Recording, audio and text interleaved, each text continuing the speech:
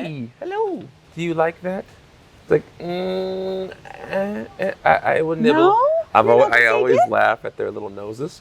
When they chew, they like, Oh, they jiggle. everything about them is perfect.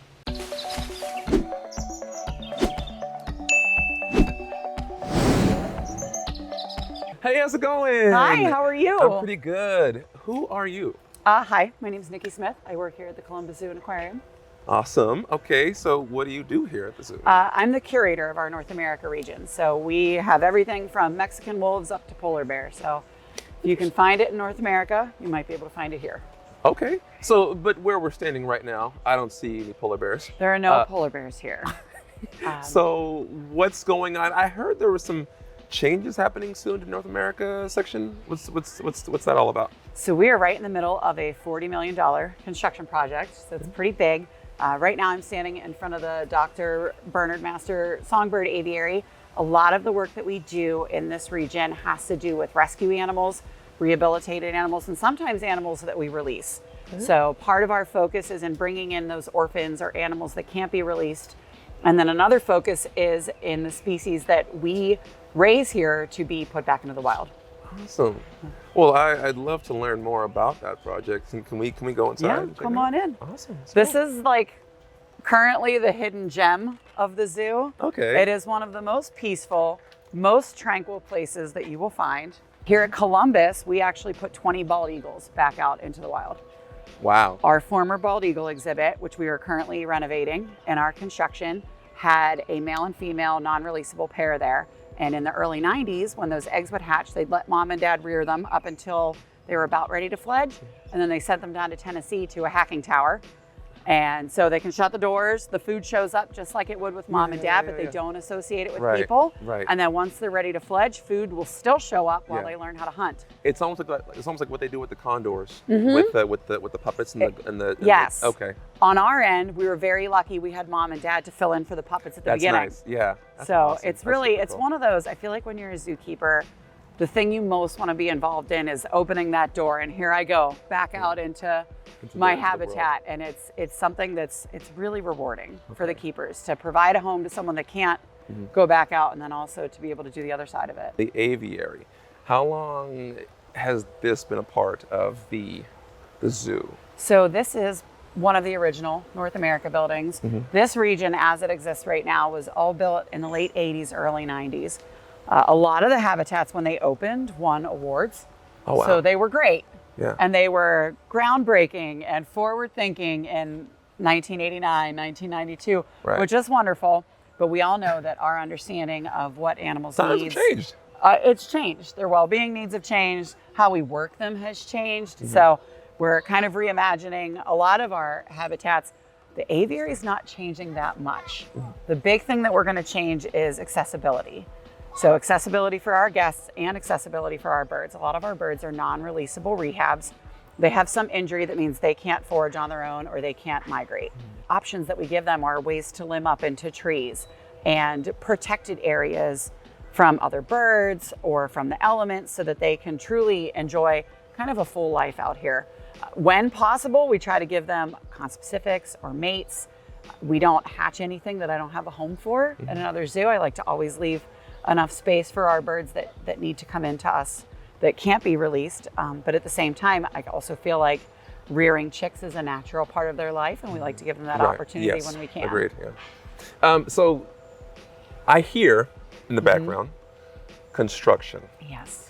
So there's a huge undertaking happening in the North America section. It'll be called what? North America Trek. We're gonna take you on a journey through America. It's kind of got a cute thread through it of like maybe you're hopping in the camper with the family and you're gonna go through the different regions of our beautiful country. What types of animals will you encounter? What types of landscapes will you encounter? White-faced ibis here. We get roseate spoonbills here. We got a... I'm sorry, I'm cutting you off. Killdeer? Yes. Do you love killdeer? I love killdeer. As Nikki and I continued to yap on and on about killdeer nests and their silly eggs, we got prompted that we were running out of time. So we had to go to the next thing. Here we go. Okay, so we're transitioning into here right now. Nikki is opening up a gate for a very special animal. Bert. Bert? His name's Bert. Bert. We're gonna go see a moose. Let's go see. Come on. Bert was TikTok famous. Really? He was found on a beach in Alaska. Some guy was on his way out to go fishing. And I feel like people in Alaska are just so well versed in what to do when they encounter wildlife. And it's amazing because I think they save a lot of lives that way. So Bert was just all curled up on a beach, just hanging out. And the tough thing with moose is if they can find mom nearby, they can try to put them back together, but even that's not always successful. Yeah. And sometimes that works out poorly for the calf. So if they can reunite, great, but they couldn't find anyone nearby that was a good mom candidate. So he came into the Alaska Zoo. If you've not been there, that's down. I haven't. No, man. It's been on my list. Everything's on my list. I mean, Everything. You know, when I want to go to the zoo, I was thinking about going to also the marine, the center, the Alaska Sea Life Center. Sea Life down in Center. Seward. Yeah. What a beautiful drive that is. Yeah. So that's the world's largest deer right there, right? Yep. And they look at those legs. And this is the largest subspecies of them too, coming from Alaska. So there's subspecies of moose. There are 7. There are 7 subspecies of moose. Yep. And so when you get over into like Europe, they'll call them elk, which is different from what we call elk. Yeah. And I don't know if that was like a misnaming when Europeans colonized. Did they see elk and think they were moose? Because that's what happened with black bears. They called them black bears because they looked like Asiatic black bears. And we all know black bears come in multiple different colors. Yeah. Our black bear is cinnamon phased.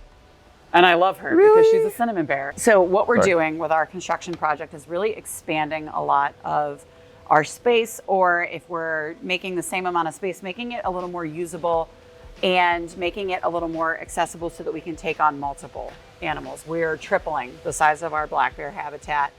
So I do think that that'll give us the ability to bring in more orphans, provide another home. Our Mexican wolf habitat, we're going to expand our off-exhibit space. And then that way we could run multiple packs if we need to. That's a really awesome reintroduction program. Every single wolf that is out in the wild right now came from 7 wolves, all zoo reared at once. Once it was identified that we were down to 7, they kind of brought them all together for a breeding program. And that's the reason that we're, up over 500 now. Wow. Is from those 7 and the commitment to them. Is that good? So moose is an Algonquin word for twig eater. Yeah. And so they do love the bark. They'll eat a lot of the leaves. Willow's always their favorite. Hi. Hello. Hi. Willow, yes. So cute. You're tall. You know that? You are insanely tall. Do you like that? It's like, I would nibble. No? I always laugh at their little noses. When they chew, they like, they jiggle. Everything about them is perfect. We have keepers that have been here long enough that when we had ones that were having difficulties and we really wanted them to increase their bark eating, they'd sit over here with potato peelers. Oh, wow. And peel for them and put them in. So wow. The team that I work with is amazing. Just their commitment to, okay, what do we need? What problem do we need to solve? We're going to come up with 83 ideas and then pick the best couple and try them. How tall are they actually? What's Ms. Willow? So their shoulder, and she's not our tallest right now, but their shoulders can get up to 7 feet. Yes. So easily. Our bull, when he is at full size, will probably rival our brown bear boys weight-wise. Wow. So our old male, who was a Minnesota moose, so a lower North America subspecies, got up to 1,230 pounds. I think Bert could hit 1,400. Oof. When he's not in rut, we try to give them choice of where they want to be. So this is our bull yard that we saw when we came up, and so it's boy proof when he's in rut. When they get their antlers and they're ready to breed. And I'm waiting. I think this season's going to be our first. Last year he was a peach. This year I think he's going to break stuff. Okay. And it's just they like to play with things and they break a lot. So I have to get our maintenance department ready. Yeah. They haven't had a rut season in a while, and so I have to remind them, start ordering insulators. He's going to break them. But the girls exhibit, and the one that he's allowed to have access to right now, has a 12-foot pond And we opened up access to a space a couple years ago when we did some renovations in this barn, and it's only, you know, maybe thigh height there, and they'll go in it and lay down, which was my dream. I'm like, lovely. Please use this as a space to lay down, and they do now, and I love it. I've seen them do some impressive running in water, and just in general, they cover a lot of ground. Those legs really are long, towering legs. I also saw that you had a similar, not really, but another deer species nearby. We do. We have the only deer species where both the males and females get antlers. So we can go over and say hi to the reindeer. Let's go check them out. Yeah. Let's go.